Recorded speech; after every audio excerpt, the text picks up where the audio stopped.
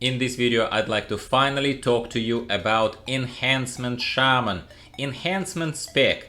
Is it good? Is it bad? And specifically, how is it faring in places like Torghast? My typical mid-range, casual range of Torghast Layer 3. And I'll explain why it is that way. Let's talk about it.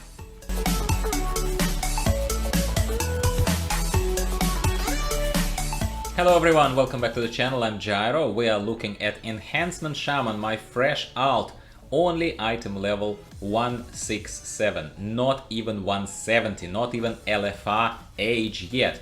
I'm showing to you straight away my talents just to get it out of the way. You're most welcome to pause and take a look. This is not a DPS or class guide. This is one of those casually friendly impression guides, and I use Torghast as the most solo friendly but disappointing at the same time content. If you've been with me long enough, you will know what this means. Now, my impressions of Enhancement Shaman, last time I've mentioned Enhancement Shaman to you, my friends, was in relation to comparison of melee specs for casual players in the Maw and Torghast places like that. We play solo. I'm not talking about performance in Mythic Plus, especially Mythic Plus higher keys. Lower keys like 2-3 maybe. If I go into Torghast, I go there because I have to. I go there for Soul Ash and I go there for legendary powers, and that is as promised. That's why I wanted to explain to you why I think that Layer 3 is basically where my, not gonna say fun, there is no fun in this, but where my fun starts and ends. I know I have to push Layer 3 because a lot of powers drop from Layer 3. What about Shaman? So last time I mentioned it was in comparison to Feral Druid, and Druid that I believe is still the best all-rounder melee DPS choice and melee class in the Maw, and I'm not gonna say Torghast, by the way, I'm gonna just say in the Maw, and that's what that last video was about, the one that I'm making a reference to here. Some people in the comments said to me, Shaman is just as good. It's not. Not in the Maw. Not in the Maw. In the Maw, mobility wins, and mobility is the main reason why I still believe that Feral Druid and Boomkin now, that I played a little bit with, take a look at the other video, very recent one, if you're interested. I believe that Druid wins hands down. End of the story. That's what I think. Now, enter Torghast. In Torghast, I personally felt a lot more powerful and with a lot more direct application of that power. Direct punch, direct burst, direct stuff available, like on layer bosses, on the end boss of Torghast, than I did with the Boomkin or even Feral Druid for that matter. So this is my main impression that I'd like to share with you if you're a casual and you just want an advice whether or not you should go, say, Enhancement versus Feral Druid. Well, depends what you want to do. I still believe that Druid wins hands down against any other class in the Maw. So if, let's say, in a few days we hear about BlizzConline and we hear that they are expanding on the Maw, which some say, and I would agree with them, is sort of inevitable, I suppose, at this stage of the game, because the Maw is a bit barren, it's a bit of a wasteland. So you will, my friend, want a very mobile, very capable class for the Maw. Now, having said that, this is not a Druid video, I just have to keep making these comparisons, I hope you understand. Shaman is very capable too, I give you that, and I will say that Shaman is okay in the Maw in terms of mobility, but only 50% speed increase if you don't have that mount from the higher layers of Torghast, which I don't, not yet anyway. And inside of Torghast, if it is about power progression to get legendary powers, to get Soul Ash and that kind of stuff, I personally found that at my item level, which is admittedly I showed you very low, I found that as far as this power, as far as this force, as far as this chop chop chop, as far as the Wind Fury procced, it procced again, they are all dead. I found that Shaman felt more powerful than Druid. Druid remains more mobile. Druid remains, I keep comparing, Druid remains as something that makes everything bleed, can Entangling Root, run away, put dots on everything as a balanced Druid, as a Boomkin, run away. Druid makes its way through Torghast and through the Maw, mind you, in its own way. Plus, in Torghast, I specifically, if you watched any of my Druid related, even Guardian Druid, Feral Druid previous videos about Torghast, you will know that I travel through Torghast in stealth. I use stealth a lot. And because I find Torghast boring and I want to minimize the amount of interaction with all this trash, I want to get as quickly as possible to the end boss of the layer, deal with them, go further. Yes, I don't get as much anima, as much phantasma, I cannot get as many anima powers, but overall, for my levels, up to 4 layers, layers of Torghast, it's fine. I don't need to rely on that power. I am doing okay, yeah? So in this particular case, from that lens, yeah, any class that doesn't have stealth, like Shaman, regardless of how powerful it is on the burst, because it's fantastic on the burst, it's wonderful on the burst, but you have to deal with everything, every little Morat, every little thing comes right at you, and that is annoying, slightly limiting, but at the same time it's one trade-off versus another. Shaman is a lot of fun. A lot of fun. If you're looking for a recommendation here, I do recommend that you play Shaman. Torghast wise, again, if you are like me and you're just after legendary powers, and if you are within the modest, let's call them layers of 3, 4, I think Shaman feels powerful. If you're not being completely stupid and gathering everything, and if you don't think that you're a tank, because you're not a tank. And another end, if you were lucky, because in this run, I dare say I was actually quite lucky with anima powers. I had quite a few epic ones. You saw the purple ones in the video, in the background. So, for example, dropping a Wind Fury totem every 30 seconds, it can happen.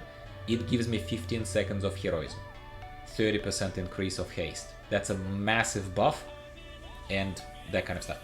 The healing surge is proccing instantly. It's an instant heal that I can heal myself with. So Shaman has instant heal, wonderful, really strong effect and feeling as well, fun feeling of the Wind Fury procs.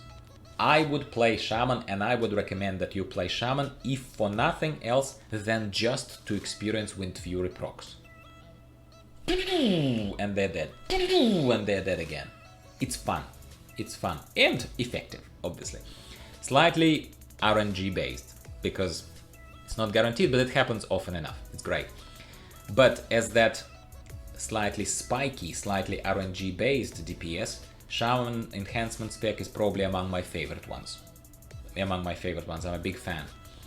Furthermore, like I said again, going in and out of this topic, but they're very closely related. I hope you would agree with me. Furthermore, I would still prefer Druid. For Torghast, if I had to choose right now between Druid and Shaman, which kind of happened to be de facto the case in this video and the previous one, I actually would choose Shaman. If your primary goal is running Torghast, and you don't want to stealth and you want to push higher, so far from what I have seen, take it for what it is with a grain of salt. I haven't seen layer 18, but from that perspective, from that basic perspective, I would choose Enhancement Shaman, and I would wish you all the best of luck with the powers, which are random. And if you get good powers, like I did in this particular run, for example, you would have fun. You wouldn't mind that you can't stealth, you would just kill everything as you go. Take your time, don't pull too much, all the usual things that you don't need here for me to spell out for you. It's not a guide in terms of turn left, turn right. Torghast is random, you just need to have a priority / common sense system in your mind. So again, as a general guiding kind of things, for someone who is, if not under-geared, then at the very least very modestly geared, do not get too cocky and you'll be okay as a Shaman.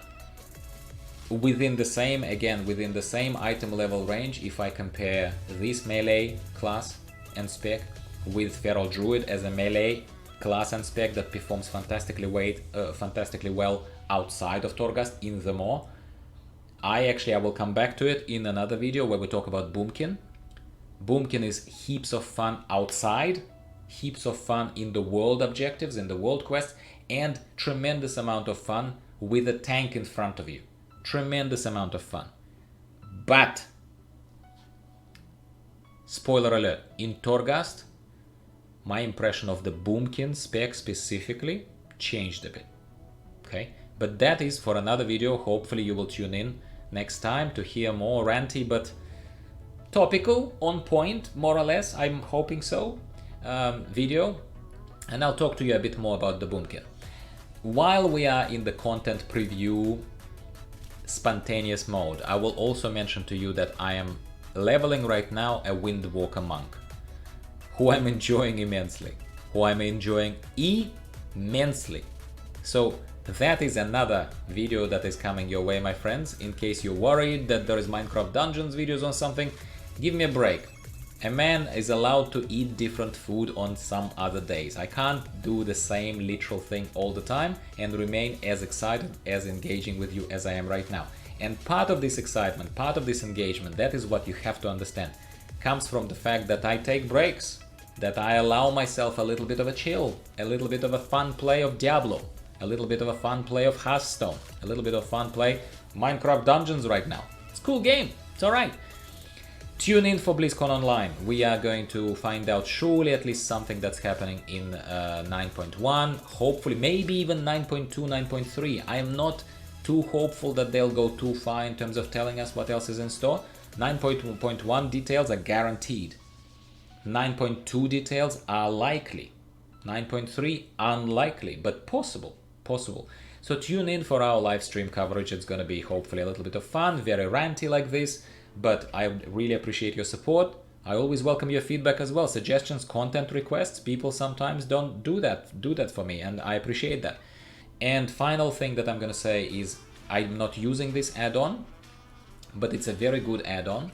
It started for Shaman, but I'm pretty sure it has evolved into supporting other classes now, but it was originally made for Enhancement Shaman, and it's called Hekili. It's a very good add-on that gives you a priority system of what to press, what buttons to push if you're trying to be really competitive on Enhancement DPS. And Enhancement, like I said, as much as I like it, and as much as it's fun like this, casually running through the corridors of Torghast, or talking to you guys about it, like a kind of just for what it's worth, take it for what it's worth, I do think that Enhancement for competitive thing does require that guide, and that Hekili add-on is actually providing to you this push this, push this, push this, push this, and you will be a lot more optimal on your performance. Thank you very much for listening to me rant to you today over this video. I hope you enjoyed it, and I will be speaking with you about Boomkins and about Windwalkers and all other stuff World of Warcraft in the coming days and weeks. Thanks very much again. I'll talk to you soon. See you next time.